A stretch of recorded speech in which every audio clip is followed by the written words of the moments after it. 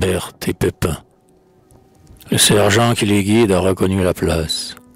Le vieil arbre, le chemin creux, c'est bien cela. Un grand besoin d'agir soutient leur force lasse. Mais, naturellement, Berthe n'était plus là.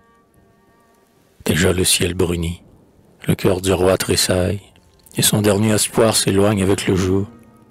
Mais voici que, dans l'ombre, écartant la broussaille, cette femme qui vient, c'est Berthe, son amour.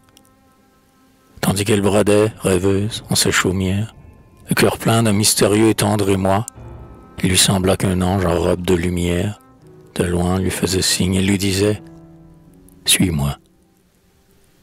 Sans surprise, docilement, elle est venue. Elle est là maintenant, grave et craintive un peu. Le roi Pépin la prend par sa blanche main nue, et les parfums du soir embaument leur aveu. C'est donc vous, cette fois, vous que j'ai tant aimé, vous que je pressentais absente obscurément.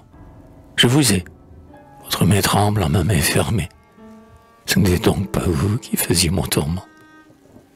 Je regarde et je vois, quand je maudissais l'autre, et que je détestais son âme en son beau corps. Le corps seul que j'aimais était un peu le vôtre, et je ne pouvais pas adorer sans remords. Je comprends maintenant pour quel espoir tenace, malgré moi, mon amour ne voulait pas mourir. L'avenir était sombre en moi, de vaines menaces. Mon cœur ne s'est pas clos, puisqu'il devait s'ouvrir. Et toi, que faisais-tu? Moi, ce n'est pas ma faute. Si l'autre avait sa place en mon lit, sous mon dais, toujours assis, couché, nous vivions côte à côte. Mais Berthe, en rougissant, lui répond. J'attendais. Blanchefleur à son tour s'approche et l'on s'embrasse. On pleure et l'on sourit. Tableau simple et charmant. Mère et fille, femme et mari. Je vous fais grâce et ne décrirai point leur attendrissement.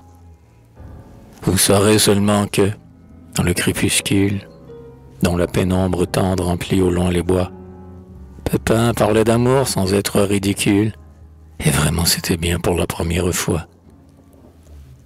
Maintenant le public aime qu'on le renseigne. Sur les héros qu'on laisse en des cas hasardeux, c'est un vœu trop connu pour que je le dédaigne.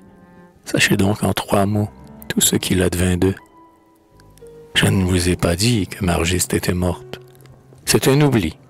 Margiste est morte, ayant pris froid. D'Alix et de Tibère, l'histoire vous rapporte que Berthe intercéda pour eux auprès du roi. Blanchefleur retourna très heureuse en Hongrie. Maître Simon devint sabotier de la cour. Emploi que l'on créa tout exprès, je vous prie. Quant à Berthe et Pépin, ils s'aimèrent d'amour. Vous voyez, tout cela finit par un sourire. L'histoire est toute simple, et je n'ai qu'un regret. C'est que pour la conter, il a fallu l'écrire. Et puis compter en vers, c'est peut-être indiscret.